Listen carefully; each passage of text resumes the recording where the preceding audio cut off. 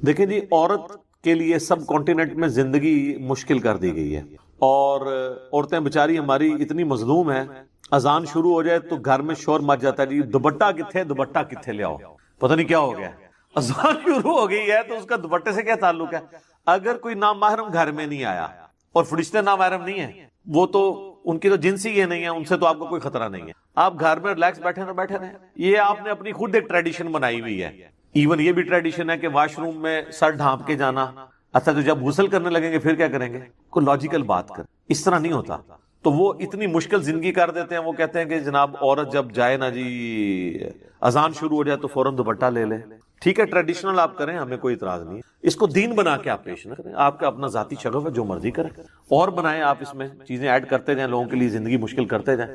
اسی طریقے سے زیور کے بارے میں بھی لوگوں کے دماغ میں ہو سکتا ہے مت ہو، ادروائز زیور کا نماز کے ہونے یا نہ ہونے کے ساتھ کوئی تعلق نہیں، بلکہ زیور پہن کے تو نبی علیہ السلام کی جو صحابیات تھی وہ باقاعدہ نماز پڑھتی تھی۔ بخاری اور مسلم دونوں میں حدیث ہے، آپ عید والا چیپٹر نکال لیں، بخاری کا بھی مسلم کا بھی، کہ نبی علیہ السلام نے عید کی نماز پڑھائی، نماز پڑھانے کے بعد آپ علیہ السلام جو ہے وہ مردوں کی طرف گئے، ادھر اپیل کی آپ نے اللہ کی راہ میں خرچ کرنے کی، پھر عورتوں کی طرف آئے، وہاں پر آپ نے اپیل کی۔ حضرت بلال جو ہے وہاں پہ وہ آپ سمجھ لیں چندہ اکٹھا کر رہے تھے اللہ کے لیے، اپنے محل بنانے کے لیے اور گاڑی خریدنے کے لیے نہیں، پامے تو چندے کا ثبوت کر لو اللہ کے لیے۔ تو اس میں بخاری مسلم دونوں میں الفاظ ہیں کہ عورتوں نے اپنے کانوں کی بالیاں، اپنے بازوؤں کے زیور، اپنے گلے کے ہار بھی اتار کے ڈال دیے۔ تو یہ حدیث اس بات کا ثبوت ہے کہ وہ عورتوں نے زیورات کے اندر نماز پڑھی تھی۔ اس کے لیے آپ کو امام حنیفہ کو فیکس نہیں کرنی پڑے گی، یہ بخاری مسلم دونوں میں حدیث کے طور پہ موجود۔ یہ کوئی ایسا مسئلہ نہیں ہے جو آپ کو استنباط، اتنا موٹا لفظ بولتے ہیں استنباط، عام بندے کی اہلیت نہیں ہے وہ قرآن و حدیث سے ڈائریکٹ مسئلے نکال سکے۔ اور یقین کریں یہ ان لوگوں کو فالو کر رہے ہوتے ہیں جو قرآن و حدیث سے ڈائریکٹ مسئلے اچھل کے باہر نکل رہے ہوتے ہیں نا، ان کو سائڈ پہ کر کے ان کے اپوزٹ مسئلے بتا رہے ہوتے ہیں۔ ان کو یہ کہہ رہے ہوتے ہیں یہ ہمارے امام ہیں، ہمارے بزرگ ہیں، جو مسئلے خود اچھل کے کہہ رہے ہوتے ہیں کہ یہ مسئلہ ہمارا یہ ہے، وہ کہتے ہیں نہیں تو سائڈ پہ ہو جا۔ ہاں صحیح بخاری مسلم دونوں میں نہیں ہے کہ نبی علیہ السلام نے اپنی جو نواسی تھی امامہ، اس کو گود میں اٹھا کے نماز پڑھی، فرض نماز پڑھائی، اور جب آپ سجدے میں جاتے تھے سائد پہ اٹھا دیتے تھے، جب قیام میں آتے تھے اوپر اٹھا لیتے تھے۔ تو آفیقہ انفی کا مسئلہ اٹھا کے دیکھ لیں، وہ کہتے ہیں جناب آپ بچہ اٹھا کے نماز نہیں پڑھ سکتے۔ ہاں اسی پلیٹ فارم پہ آپ کو سنن نسائی اور مسند احمد کی حدیث ضرور سنائی جائے گی کہ نبی علیہ السلام جب سجدے میں جاتے تھے، حسن و حسین کندھے پر سوار ہوتے تھے تو نبی علیہ السلام نماز لمبی کر دیتے تھے۔ یہ وہ مزہ ویل کر رہے ہیں، اور وہ فرض نماز ہوتی تھی، جب تک وہ بچہ اترتا نہیں تھا آپ علیہ السلام سجدے سے سر نہیں اٹھاتے تھے۔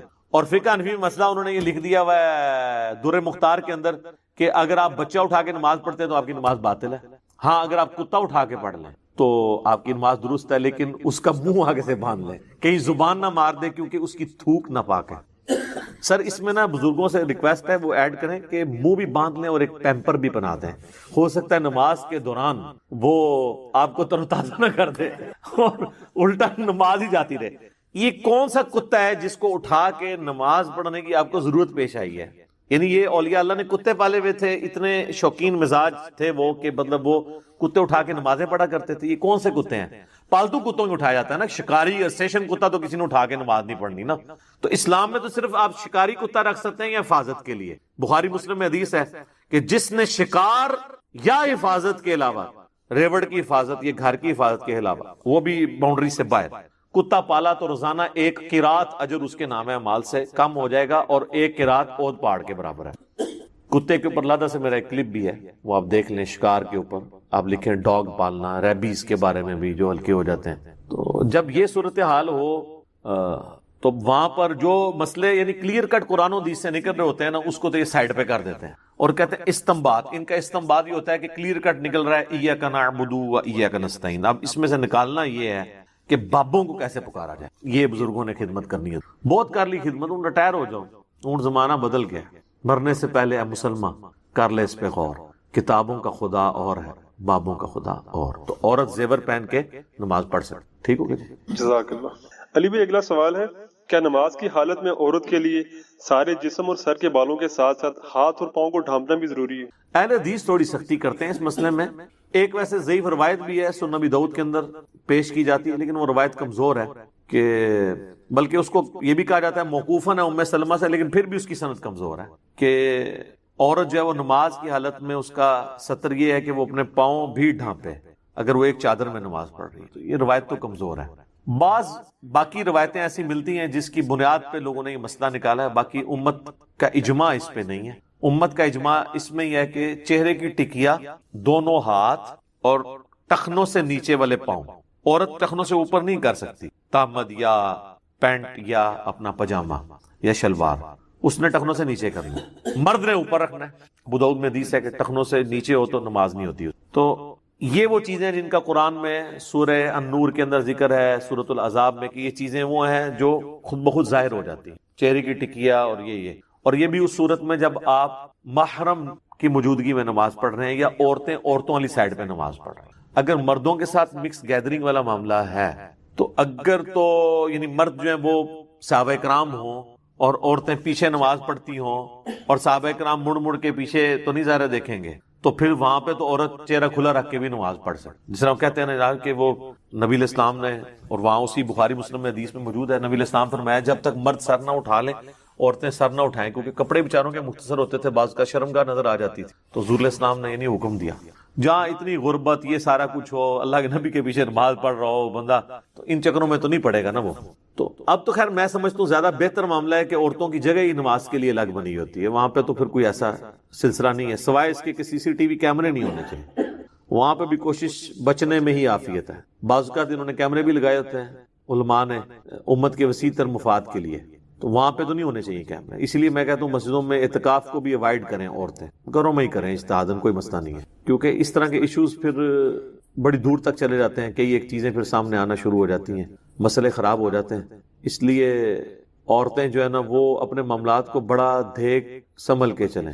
باقی پاؤں اگر وہ ڈھانپ لیتی ہیں تو ٹھیک ہے، کوئی حرج نہیں ہے، لیکن یہ ان کے سطر کا حصہ نہیں۔ جس طرح مرد کا سطر نماز کے لیے ناف سے لے کے گھٹنوں کے نیچے تک ہے، بشرطے کہ قمیض نہ ہو، ورنہ وہ بخاری میں حدیث ہے کہ اس شخص کی نماز نہیں ہوتی جب تک اس کا کچھ حصہ کندھے پر نہ ہو، تو وہ 2 چادروں میں آپ نے نماز پڑھنی ہے، ایٹ لیسٹ 2 چادریں نہ ہو تو پھر تو تہمت بھی کافی ہے، تہمت بھی نہ ہو تو آپ فقہ حنفی سے رابطہ کریں، جس میں لکھا ہوا ہے کہ ایک جنگل ہے، اس میں 12 بندے ہیں، 12 ہی ننگے ہیں، تو امامت کون کروائے گا؟ اور پھر وہ کہتے ہیں جی دیکھیں جی یہ کس حدیث میں مسئلہ ہے، ٹھیک ہے۔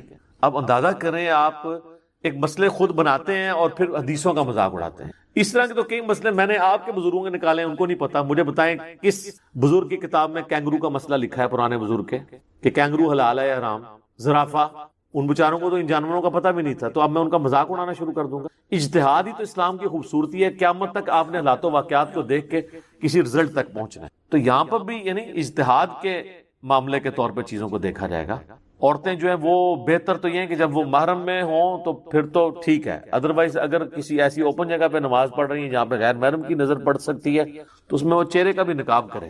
البتہ پاؤں کو ڈھانپنا یہ ضروری نہیں ہے، ویسے آپ سعودی عرب میں چلے جائیں نا تو وہ عورتوں کو انہوں نے کالے دستانے بھی پہنائے ہوتے ہیں، پاؤں میں جرابیں، سخت گرمیوں کے اندر انہوں نے نا یہ سارا کچھ۔ یہاں پہ بھی آپ دیکھ لیں کہ پورے کا پورا دین عورتوں پہ اپلائی کیا ہوتا ہے۔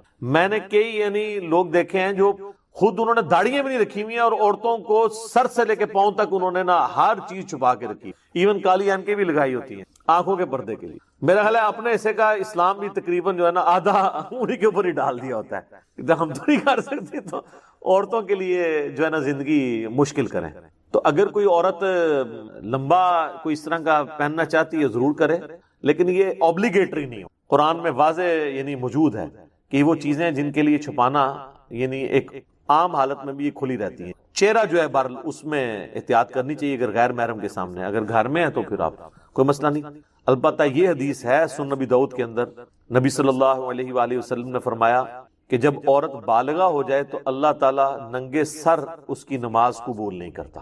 نابالغ چھوٹی بچی ہے تو وہ ننگے سر بھی نماز پڑھ سکتی ہے، بالغہ عورت ننگے سر نماز نہیں پڑھ سکتی۔ اور ننگے سر کا مطلب اس کا سر پورا، اس کے بال ڈھانپے ہوئے ہوں اور ایسی چادر اس کے اوپر ہو جس میں سے بالوں کی سیاہی بھی باہر نہ چمکے، کیونکہ جسم چھپایا جاتا ہے نا، کپڑا تو اسی مقصد کے لیے پہنا جاتا ہے۔ اگر آپ اتنا باریک کپڑا پہن لیں کہ جسم نظر آئے تو وہ تو آپ کا ستر نہیں ہے. جس طرح آج کل بہت کاٹن کے باریک اگر کپڑے آپ نے سفید رنگ کے پہنے ہوئے ہوں تو جسم اندر سے نظر آ رہا ہوتا ہے. کالے ہوں تو پھر بھی پردہ رہ جاتا ہے, یا کوئی ڈارک کلر کے, اس میں بھی کوشش کرنی چاہیے موٹا کپڑا ہو. اس طریقے سے اگر باریک دوپٹہ سر پہ اوڑا ہوا ہے, ویسے عورتوں کو یہ بات پتہ ہے وہ ڈبل ٹرپل کر کے اوڑھ لیتی ہیں, بال نکلے ہوئے نہ ہوں, بالغہ عورت ہے تو اس کی نماز قبول نہیں ہوگی اگر ننگے سر وہ نماز پڑھ رہی ہے. اچھا, اس کو مس یوز بھی کیا گیا ہمارے لوگوں نے نا, پردے کی ترغیب دلانے کے لیے. میں نے خود ایسی پوسٹیں دیکھی ہیں فیس بک پہ جن پہ لکھا ہے کہ جو عورت ننگے سر رہتی ہے اللہ اس کی نماز ہی قبول نہیں کرتا. اس کو اس رنگ میں بدل دیا, حالانکہ وہ الفاظ یہ تھے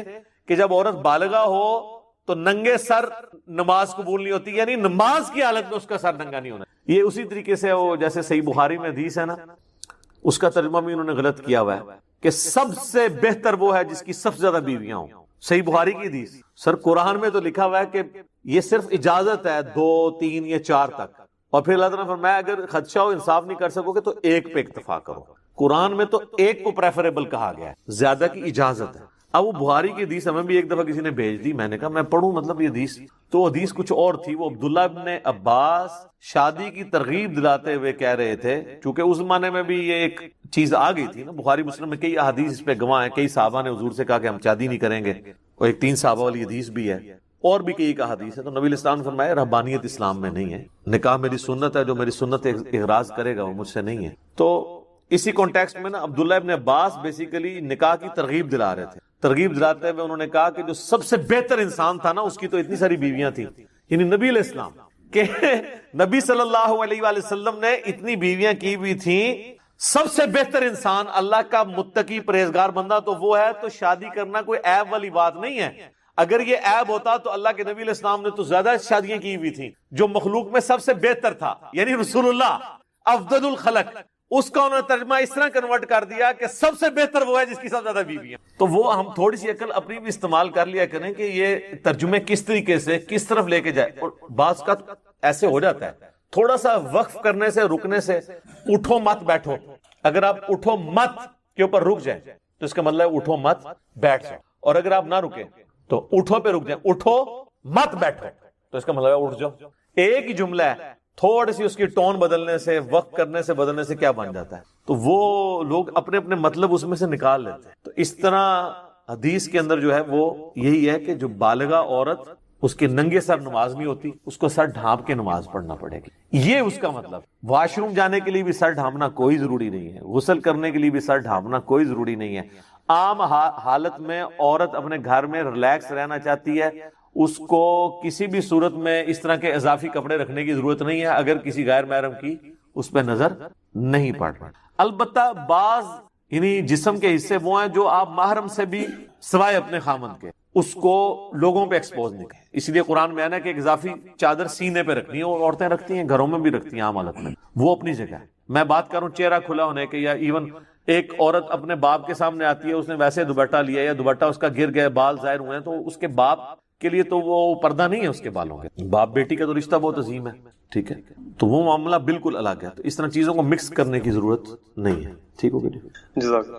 علی بھائی اگلا سوال ہے, کیا نماز کے لیے عورت پر بھی جوڑا کھولنا ضروری ہے جیسا کہ مردوں کے لیے بالوں اور کپڑوں کو سمیٹنے کی ممانعت آئی ہے؟ بخاری مسلم میں حدیث ہے, نبی علیہ السلام نے فرمایا کہ کوئی بھی نماز کی حالت میں نہ تو اپنے بالوں کو سمیٹے اور نہ کپڑوں کو. یہ ود ان نماز, اس چیز کو نبی علیہ السلام نے ناپسند فرمایا. اس کی وجہ سے محدثین نے پھر شرح یہ کیا کہ اصل میں نبی علیہ السلام کی خواہش ہے کہ جو بندہ سجدہ کرے تو اس کے بال بھی عاجزی کے طور پہ جا کے سجدے میں گریں. اگر اس نے سر پہ کوئی ٹوپی نہیں پہنی ہوئی ہے تو اس کا جوڑا نہ باندھے, یا پگڑی پہنی ہے, ٹوپی پہنی ہے, پھر تو خود بخود بال نہیں جا کے گرے. جوڑا کرنے کی نماز کی حالت میں اجازت نہیں ہے. ویسے اگر کوئی مرد جوڑا کر لیتا ہے کوئی حرج نہیں ہے, لیکن وہ کندھوں سے اوپر اس کے بال ہونے چاہیے, اس سے نیچے رہو. بال کو سمیٹنے کے لیے آپ جیل بھی لگا سکتے ہیں, صحیح بخاری میں موجود ہے, مسلم میں. اما عائشہ کہتی ہیں کہ نبی علیہ السلام کے بالوں کو میں گوندا کرتی تھی, اس وقت گوند استعمال ہوتی تھی, بال بہت گھنے تھے تو چپکا دیا کرتی تھی بالوں کو, ایک جگہ سیٹ رہے. تو رکھ سکتے ہیں آپ. یہ جو جوڑے والا معاملہ ہے نا کہ عورت جوڑا یعنی کھولے اور بالوں کو سیدھا کر کے نماز پڑھے, یہ جوڑے میں پڑھ سکتی ہے, بالکل پڑھ سکتی ہے. اپنے گھر میں پڑھ رہی ہے تو بالکل ٹھیک ہے. رہا پبلک پلیس کے اوپر اس طرح کا جوڑا بنانا کہ وہ سر پہ اس طرح ابھرا ہوا باہر سے نظر آئے, جس طرح کئی عورتیں جو ہیں وہ اپنے بالوں کو نمایاں کرنے کے لیے، اپنے جسم کے نمائش کے لیے حرکت کرتی ہیں، وہ تو غلط ہے۔ وہ تو صحیح مسلم میں حدیث ہے نا کہ نبی علیہ السلام نے فرمایا کہ 2 اس قسم کے جہنمی ہیں جن کا عذاب میں نے بھی نہیں دیکھا، اتنا سخت عذاب ہے۔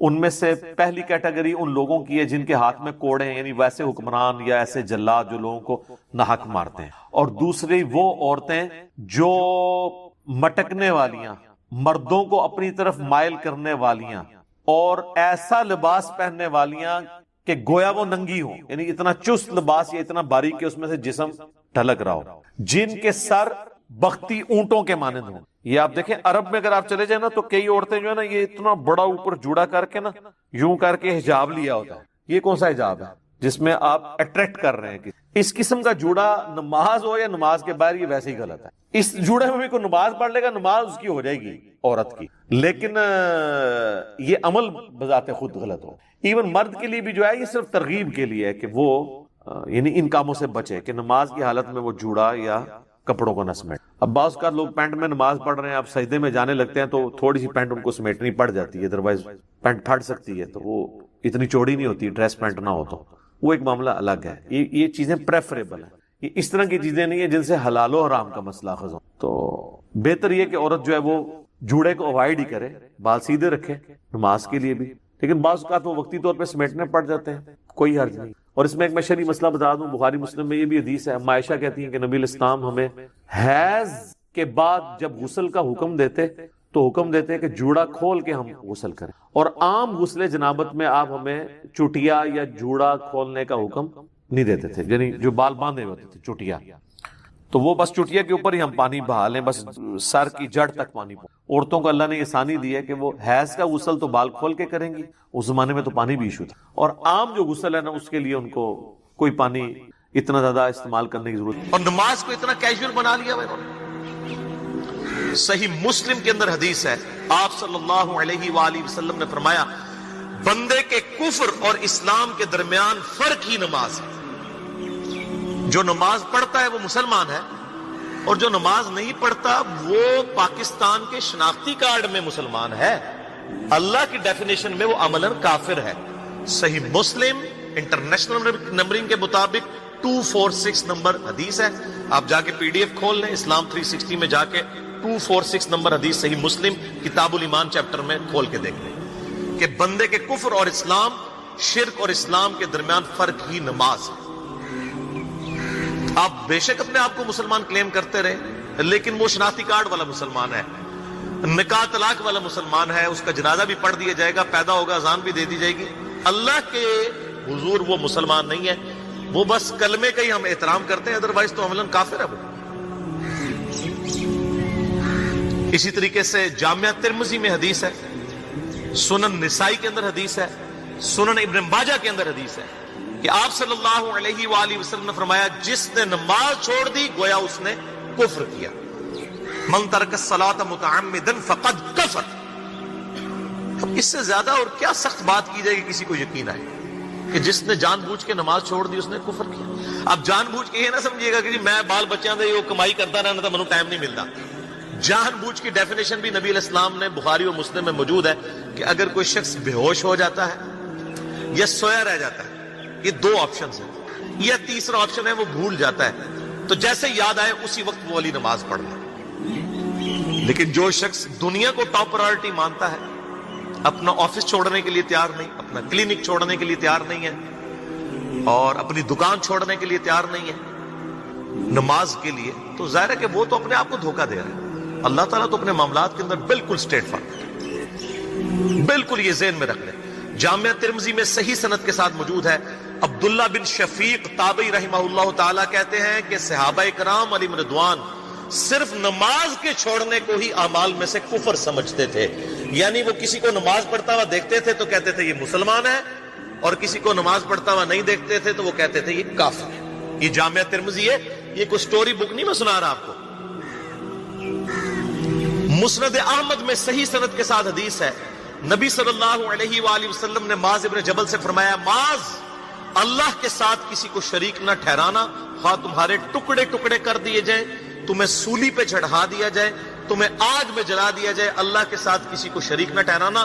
اور نماز بھی نہ چھوڑنا، کیونکہ جس نے نماز چھوڑ دی اللہ تعالیٰ کے ذمہ کرم سے وہ نکل گیا، اللہ کے حضور اس کے لیے کوئی حصہ نہیں ہے جس نے نماز چھوڑ دی۔ کتنا کرٹیکل ایشو ہے۔ اور اسی طریقے سے مسند احمد میں یہ ایک اور حدیث ہے کہ آپ صلی اللہ علیہ وآلہ وسلم نے فرمایا جس شخص نے اپنی زندگی میں نماز کی حفاظت کی قیامت والے دن وہ نماز اس کے لیے نور ہوگی، نجات ہوگی اور اس کے حق میں دلیل ہوگی، اور جس نے نمازوں کی حفاظت نہیں کی اس کے لیے قیامت والے دن کوئی نجات، کوئی نور اور کوئی دلیل نہیں ہوگی، الٹا اس کا حشر قارون، فرعون اور ابی ابن خلف کے ساتھ ہوگا والعیاذ باللہ تعالی۔ یہاں تو ہم کہہ دیتے ہیں یا اللہ جو کچھ بھی ہے تیرے محبوب کی امت سے ہے، یعنی یا اللہ ہم نے تو اپنی اصلاح کوئی نہیں کرنی، ہمیں اسی طریقے سے ہی قبول کر لیں والعیاذ باللہ تعالی۔ اور کچھ ویسے علماء کا بھی اس میں بڑا برا کردار ہے کہ انہوں نے نماز کو بھی اتنا مشکل فرض بنا کے پیش کیا ہے کہ ایک عام آدمی کے لیے اور جو دنیاوی معاملات کے اندر بھی انوالو ہے اور کسی ایسی عورت کے لیے جس کے کئی بچے ہیں، مطلب اس روٹین کے اندر اس نماز کو مینج کرنا مشکل ہوتا ہے۔ ہمیں تو عشاء کی صرف 17 رکعتیں بتا دی گئی ہیں، حالانکہ 24 گھنٹے کے اندر ٹوٹل نماز کی رکعتیں 17 ہیں جن کی اکاؤنٹیبلٹی ہے۔ اور میں بڑے وثوق کے ساتھ ایک ذمہ دار مبلغ کی حیثیت سے یہ بات کر رہا ہوں۔ آپ صحیح بخاری اور صحیح مسلم کھول کے دیکھ لیں، فرض نمازوں کی تعداد جو ہے وہ 5 آئی ہے اور ان کی رکعتوں کی تعداد بھی بیان ہو گئی ہے۔ فجر کے 2 فرض، ظہر کے 4 فرض، عصر کے 4، مغرب کے 3 اور عشاء کے 4، اور سفر میں سارے 2 فرض ہیں، مغرب کے 3، یہ ٹوٹل 17 رکھتے ہیں جن کی اکاؤنٹیبلٹی باقی جنہ گڑ پاؤ گے انہ میٹھا، وہ ساری نفلی عبادت ہے۔ وہ بخاری اور مسلم دونوں میں حدیث ہے جس نے فرض کے علاوہ 12 رکعتوں میں استقامت کی، اور وہ 12 رکعتیں آپ صلی اللہ علیہ وآلہ وسلم نے پڑھ کے بھی بتائیں، اور امہات المومنین میں سے سیدہ عائشہ نے، سیدہ ام سلمہ نے، سیدہ ام حبیبہ رضی اللہ عنہن نے روایت بھی کی کہ 2 فجر سے پہلے، 4 ظہر سے پہلے، 2 ظہر کے بعد، 2 مغرب کے بعد، 2 عشاء کے بعد، یہ 12 سنتیں موقدہ، جس نے یہ پڑھی اسے جنت میں محل ملے گا۔ اگر کوئی نہیں پڑھتا تو گنہگاری والا معاملہ کوئی نہیں ہے۔ اسی طریقے سے اس کے علاوہ ایک اور وتر کی نماز ہے جو سنت موقدہ ہے، وہ سیدنا مولا علی رضی اللہ تعالیٰ عنہ علیہ السلام کا قول ہے کہ وتر سنت ہے، سنت ہے، سنت ہے، مگر اسے مت چھوڑو۔ ہے سنت ہے لیکن تاکیدی ہے، آپ صلی اللہ علیہ وآلہ وسلم نے سفر میں بھی وتر اور فجر کی 2 سنتیں پڑھی ہیں، لیکن یہ صرف افضلیت کے اعتبار سے تاکیدی ہیں، ان کی کاؤنٹیبلٹی کوئی نہیں ہے۔ البتہ یہ ضرور ہے، سنن ابی داؤد میں ایک حدیث ہے کہ جس کی قیامت والے دن فرضوں میں کوتاہی نکل آئے گی تو اللہ تعالیٰ فرمائے گا میرے بندوں کی جو نفلی اور سنت عبادت ہے اس کو تول لو اور فرضوں کے ایکویلنٹ قبول کر لو۔ تو آپ اگر سنتیں پڑھیں گے تو اس کے ایکویلنٹ نفلوں کی کوتاہی پوری ہو جائے گی، ادروائز اکاؤنٹیبلٹی اس کی کوئی نہیں ہے، یہ ذہن میں رکھیے گا۔ صحیح بخاری اور مسلم دونوں میں حدیث موجود ہے، ایک صحابی آئے، انہوں نے کہا یا رسول اللہ صلی اللہ علیہ وآلہ وسلم میں جنت میں جانا چاہتا ہوں، مجھے کوئی شارٹ کٹ بتا دیں۔ آپ صلی اللہ علیہ وآلہ وسلم نے فرمایا اسلام لانے کے بعد نماز، فرض نماز کو قائم رکھ، پھر فرمایا فرض زکوٰۃ ادا کر، فرض روزے دے، روزے جو ہیں وہ ان کو ادا کر اور روزے رکھ۔ حج اس وقت فرض نہیں ہوا تھا، وہ زندگی میں ایک بار ہے۔ تو اس نے کہا یا رسول اللہ صلی اللہ علیہ وآلہ وسلم جتنا آپ نے مجھے بتایا نہ میں اس میں ایڈ کروں گا نہ اس میں سے کوئی چیز مائنس کروں گا، اور یہ کہہ کے وہ چلا گیا۔ آپ صلی اللہ علیہ وآلہ وسلم نے فرمایا اگر کسی نے کسی جنتی شخص کو دیکھنا ہے تو اس کو دیکھ لو، جو یہ کہہ کے گیا کہ میں فرض نماز سے زیادہ کوئی نماز نہیں پڑھوں گا، صرف فرض روزہ ہی رکھوں گا، فرض زکوٰۃ ہی دوں گا۔ اب روزہ اور زکوٰۃ میں تو ہمارے علماء کو اور عام پبلک کو بھی جو دیندار لوگ ہیں ان کو ہضم ہوتی ہے کہ کوئی شخص یہ نہیں کہتا کہ بھئی پیر اور جمعرات کا روزہ، صحیح مسلم میں حدیث ہے کہ آپ صلی اللہ علیہ وآلہ وسلم کے نفلی روزوں کی یہ روٹین تھی۔ کوئی آپ کو یہ نہیں کہے گا کہ جس نے جمعرات اور پیر کا روزہ نہ رکھا اس کے رمضان کے روزے ہی قبول نہیں ہوں گے، کوئی کہتا ہے؟ کیونکہ ان کو پتہ وہ نفلی ہے۔ اسی طریقے سے زکوٰۃ تو صرف 2.5% ہے نا، باقی تو نفلی صدقات ہیں جتنے مرضی دیں۔ کوئی شخص نہیں کہتا کہ نفلی صدقہ نہ دیا تو آپ کی زکوٰۃ بھی قبول نہیں ہوگی، الٹا یہ کہتے ہیں اور بس جی زکوٰۃ دے لو تو باقی سارا مال پاک ہے۔ لیکن جب فرض نماز کی باری آتی ہے تو اس وقت وہ 12 رکھتے بھی سنت موقدہ بیچ میں گھسیٹ دیتے ہیں، وہ بھی صرف فضیلت ہے۔ ٹوٹل 17 رکھتے ہیں، 2 فجر کی، 4 ظہر، 4 عصر، 3 مغرب، 4 عشاء۔ یہ میں کو اپنے لیے گراؤنڈ نہیں بنا رہا، میں تو الحمدللہ اس کے علاوہ بھی نفلی عبادت کرتا ہوں، لیکن میں بتا رہا ہوں خدا کے لیے لوگوں کو دین ایسا مشکل نہ پیش کریں کہ جو نبی علیہ السلام نے امت کو وہ دین نہیں دیا ہوا. اپنی مرضی سے انجیکٹ نہ کریں دین، لوگوں کے لیے مشکلات نہ کھڑی کریں، ان کو فرض نماز تک رکھیں. پھر انشاءاللہ کئی لوگوں کو میں نے اس نے نماز شروع کروائی، انہوں نے سنت نماز بھی نوافل بھی شروع کر دی، لیکن آپ کم از کم وہ ڈیٹم لیول تو اچیو کروائیں لوگوں کا. لیکن فرض نماز کی باری آتی ہے، کہتے ہیں جی سنتے بھی حصہ ہیں. کہاں سے میرے بھائیوں حصہ ہے؟ وہ 17 رکھتے ہیں، سنتیں پڑھیں گے ثواب ہے، نہیں پڑھتے گناہ کوئی نہیں. تو کم از کم فرض تو ادا کریں. اس کے لیے آپ کو ٹوٹل 24 گھنٹے میں میرا خیال ہے 40 منٹ بھی نہیں چاہیے فرض پڑھنے کے. تو اس کے اوپر تو استقامت کم از کم ہم اختیار کریں. اور چھوٹی چھوٹی جو نٹی گٹیز ہیں ان کو تو ہم نے اتنا فالو کیا ہوا ہے، اور فرض نماز کے بارے میں ہم اتنے کیجول ہو جاتے ہیں. تو یہ فرض نماز کی امپورٹنس اس حوالے سے ضروری تھی، اس لیے میں نے ساتھ ہی بیان کر دی.